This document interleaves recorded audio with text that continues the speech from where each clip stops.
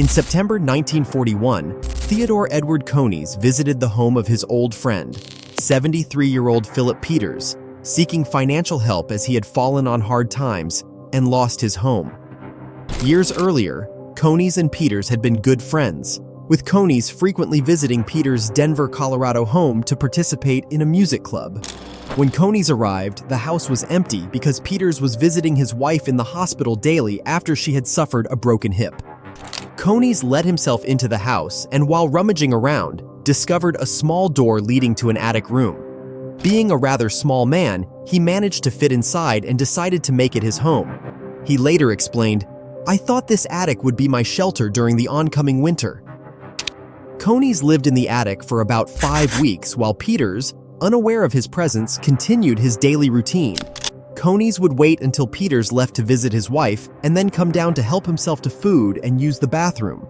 On October 17th, Coneys sneaked downstairs, unaware that Peters had not yet left the house. Peters, surprised to find Coneys in his kitchen, struck him with his cane. It had been years since he had seen Coneys and did not recognize his former friend. Coneys later remarked, "Peters didn't recognize me. I guess I've changed a lot in 30 years. In response, Coneys brutally beat Peters to death with a heavy iron stove shaker before retreating back to the attic. Peters' body was discovered that evening by his friend and neighbor, Jenny Ross, who became concerned when Peters didn't show up for dinner as usual. Since his wife was in the hospital, Peters often joined the Ross family for dinner to avoid eating alone.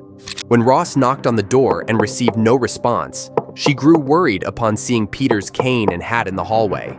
She called over another neighbor, Doris Burke, who managed to climb over the screened-in back porch and unlock the door. As Burke entered the home, she turned on the kitchen light and screamed at the sight of a large puddle of blood. In an adjacent bedroom, she found Peters' lifeless body. The crime scene was fresh and spread across multiple rooms. The neighbors quickly alerted the police to the gruesome discovery. Within minutes, police arrived at the Peters home. They quickly determined that a violent struggle had occurred.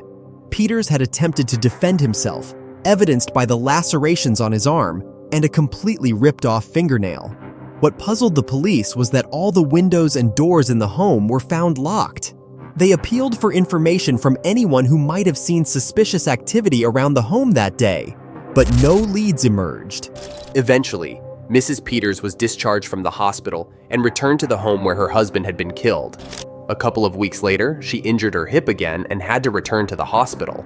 By April, she was allowed to go back home. Due to her age, Mrs. Peters couldn't keep up with the housework, so she hired housekeepers. However, they kept quitting, claiming the house was haunted. One housekeeper, Hattie Johnson, was so terrified by what she believed were invisible forces that she fled the home in fear, declaring she wasn't going to stay in some haunted house. Another housekeeper, Edith Clark, was convinced the house was haunted.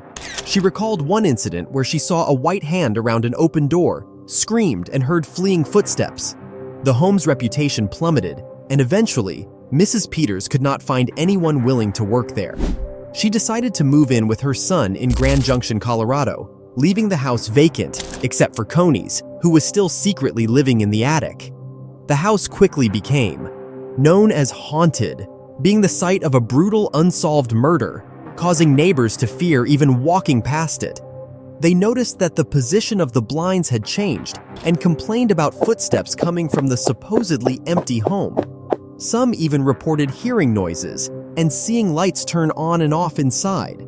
After these strange reports, the police staked out the home for 2 days and nights, but observed nothing unusual.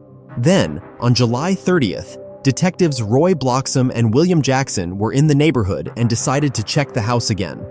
As they entered, they heard a faint sound from upstairs, like a lock turning. They went upstairs and saw Coneys trying to scramble back into the attic. By this time, he had been living in the cramped attic for 9 months. The detectives ordered Coneys out of the attic. They were shocked by his pale, weak appearance due to his self-imposed imprisonment. His clothes were filthy and tattered. Despite standing nearly 6 feet tall, he weighed only 75 pounds. The police who had investigated Peters' murder never searched the attic, believing the entrance too small for anyone to climb in. The attic entrance was just 8 inches wide by 15 inches long, and the attic itself was 27 inches high by 57 inches wide. It was filthy, with cans of human waste lined up against the walls. While in police custody, Konies initially denied killing Peters, but eventually broke down and confessed. He explained that he remained in the attic after the murder out of fear of leaving. Following his arrest, Konies became known as the Denver Spider-Man, or Denver Ghost Man. He was ordered to stand trial for Peters' murder, and Judge Johnson directed a psychiatrist to assess his competency. The psychiatrist found Konies legally sane. Konies' trial was scheduled for September 21st, but before the date, he was rushed to Denver General Hospital, nearly succumbing to pneumonia. The trial was rescheduled, and Konies was ultimately found guilty of Peters' murder and sentenced to life in prison. At the Colorado State Prison, he became a model prisoner, working in the prison electric shop. His life behind bars was likely far more preferable to his life in the cramped attic. Theodore Edward Konies died in prison on May 16, 1967.